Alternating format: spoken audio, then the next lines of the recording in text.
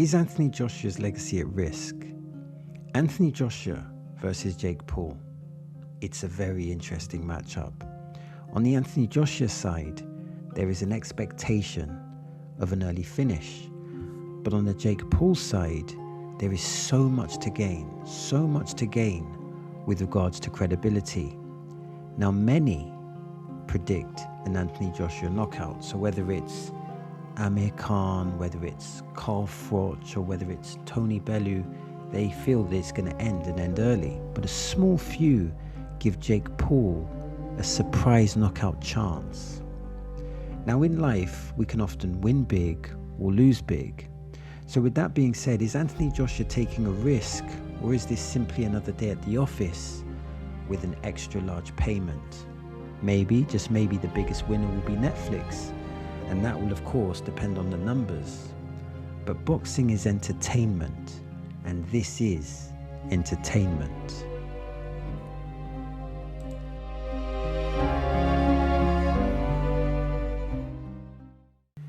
As with most boxers, you have two identities. You have the brand, and then you have the actual fighter. So let's talk about Anthony Joshua, but let's talk about Anthony Joshua within the context of being a boxer, his identity as a boxer. As a boxer, Anthony Joshua, he won a gold medal at the 2012 Olympics in London. This is truly an incredible achievement. And what does it show? It shows pedigree and it shows boxing intelligence. Now let's look at Anthony Joshua as a challenger. As a challenger, he showed speed, power, and entertainment. I remember his win against Kevin Johnson, and he was vicious that night. I believe the fight ended in round 2. And I also remember the Dillian Whyte fight, which was a great build-up. It was great marketing, and it was a great fight. It was entertaining. And in winning the title, in winning the heavyweight title, Anthony Joshua dispatched Charles Martin. In this fight, Anthony Joshua looked absolutely sensational. A counter right with meticulous timing. It started the devastation. And then we have Klitschko, and this was a significant test. Klitschko had one of the best jabs in boxing, a lethal short left hook, a lethal 1-2. Great experience, great boxing intelligence, and real dangerous power. And in a brutal encounter, Anthony Joshua won in the 11th round. Now, Anthony Joshua did lose. He lost to Ruiz in what turned out to be a shootout. Ruiz was a dangerous counterpuncher who capitalized, unsurprisingly, on a counterpunching opportunity. However, in the rematch, Anthony Joshua got his title back, and he beat Ruiz comfortably. How did he do this? Good footwork, an educated jab, and he minimized Ruiz's punching windows, utilizing his boxing intelligence. So Anthony Joshua is a gold medalist. Anthony Joshua is a 2-time heavyweight champion. He is the real deal. He is a great fighter.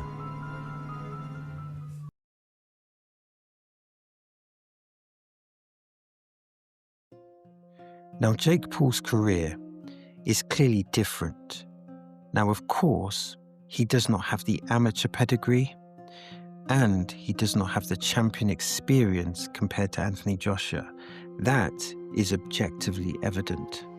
So where did the journey start with regards to boxing? So Jake Paul started off by knocking out 2 YouTubers. These were good performances, but they were not against boxers. They were good performances against YouTubers. But then he had some fights against MMA contenders and champions. For example, Tyron Woodley was a former UFC champion. Yes, he was not a boxer, but he was a fighter with some striking skills, and he had experience, and he had boxing IQ. So considering those variables, I think Jake Paul was impressive. He was impressive in both of those fights, particularly the last fight where he scored a knockout. And when Jake Paul fought Anderson Silva, this was another impressive victory. Consider this, Anderson Silva is a UFC legend and he has good striking skills. I would argue he has boxing ability, he has an awkward style, he has good fighting IQ, and he has a lot of experience. If I remember correctly, this was a competitive fight, and Jake Paul, he showed skills to compete and he showed heart to persevere. Now, Jake Paul's fight against Mike Perry, that was like another interesting matchup. I mean, Mike Perry is a bare-knuckle champion. He's a bare-knuckle champion. Therefore, he definitely has skills in striking. Now, one should consider that bare-knuckle and boxing is different. But of course, there are similarities. However, to put it another way, Mike Perry has mastered bare-knuckle, but he clearly has not mastered boxing. Anyway, Jake Paul, to me, from my perspective, had a very, very convincing performance. He punched with authority and he controlled the tempo. It was a dominating performance. And I feel like, when we move on to the Mike Tyson fight, I feel like the Mike Tyson fight was more a product of entertainment. Mike Tyson, respectfully with his advanced age, struggled to get in range, and Jake Paul just kept a safe distance. So I don't think this fight told us much about Jake Paul's fighting ability, because like I said, the focus was entertainment. The numbers, however, showed that Mike Tyson, the great Mike Tyson, the legend Mike Tyson, is such a massive brand who draws in incredible numbers. Then we had the Chavez Jr. fight, and Jake Paul fought smart. He controlled the tempo. He picked up an early lead, and Jake Paul was able to overcome some resistance that was presented later in the fight. Now, in this fight, Jake Paul showed good movement. He showed power where he got his respect, he got the distance. But we should take into consideration that Chavez Jr. was past his prime. Now, I think many fighters actually give Jake Paul some credit. Yes, there are some people that are critical, but there are some fighters that are starting to give Jake Paul some credit. Yes, he has not fought a championship-level boxer in their prime. That's objectively true. But to call him just a YouTuber, that's dismissive. He is not fighting YouTubers. He is fighting people with legitimate fighting experience. And yes, we can say that these people are past their primes, but at the same time, the people that he's competing with, they're bringing a puzzle that needs to be solved. Of course, we can't call Jake Paul a world champion, but we can see through his actions that he is taking the craft seriously, and he's surrounding himself with a good boxing team, and he is becoming the best boxer that he can be.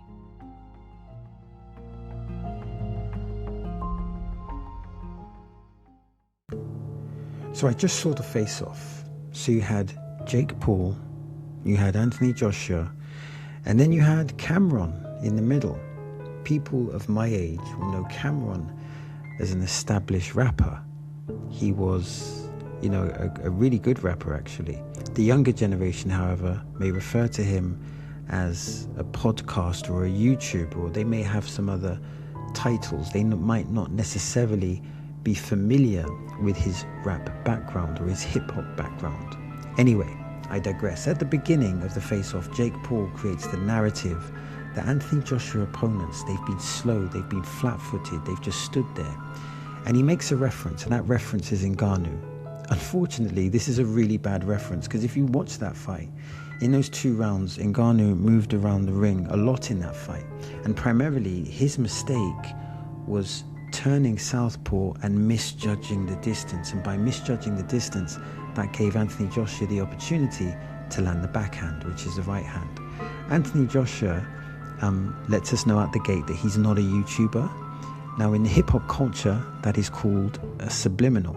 However, I felt that Jake Paul's retort was impressive and it was logical. So he states that he is an entrepreneur first. He's an entrepreneur first. He's a venture capitalist. He's a CEO. He's a boxer. So Jake Paul is making actually a good point here. What is that point? The point is that he's multifarious. He can't be confined to a box because he does a variety of things. He does many different things.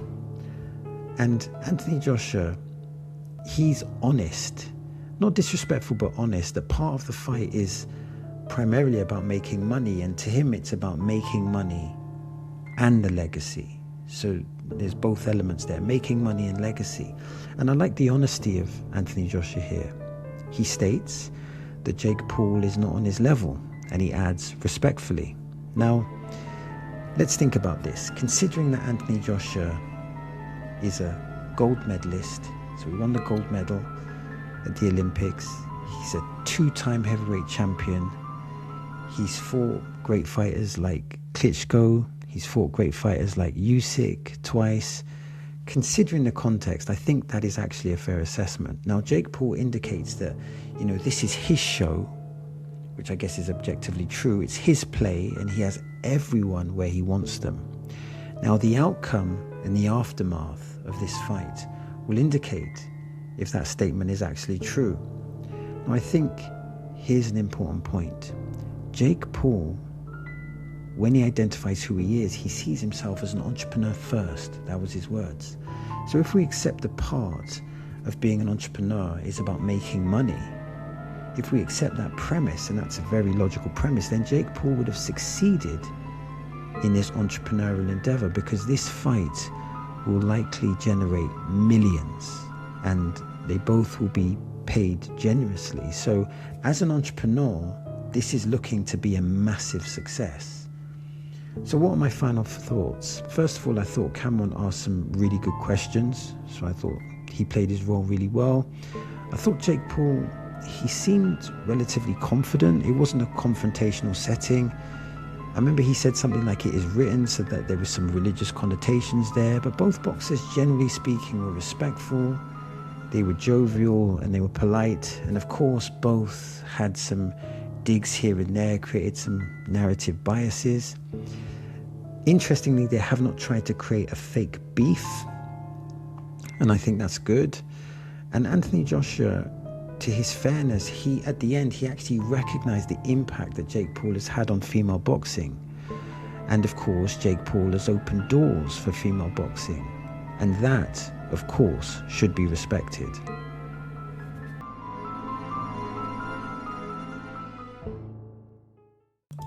So Jake Paul receives a lot of hate, but is the hate valid? That's an important question. Now, Jake Paul has an amazing YouTube career with over 20 million subscribers. That is phenomenal. And he also seems to have some great business expertise. He has MVP Promotions, he has the Yanti Fund, which invests in early tech. That sounds very interesting. And he has this Better, which is a sports and betting media platform. And he also has the W brand, which is a male personal care company. So he has multifarious businesses. So with regards to the YouTube space and the business space, Jake Paul has many successful hats. But how does the hat of boxing fit? Now, I think at times people have been overly critical, and perhaps this is a typical human trait. His victories over UFC fighters, I think, are respectable, but it depends on your filter. From one perspective, Diaz had good striking skills. Anderson had good striking skills. And these were compelling and competitive fights. And I would argue that these were dangerous fights as Jake Paul was honing his craft. From the outside looking in, it looks like Jake Paul is taking boxing seriously. And surely we should respect that. If he's disciplined and committed, we should respect that. And there seems to be a narrative bias of that he's just a YouTuber, and that means nothing.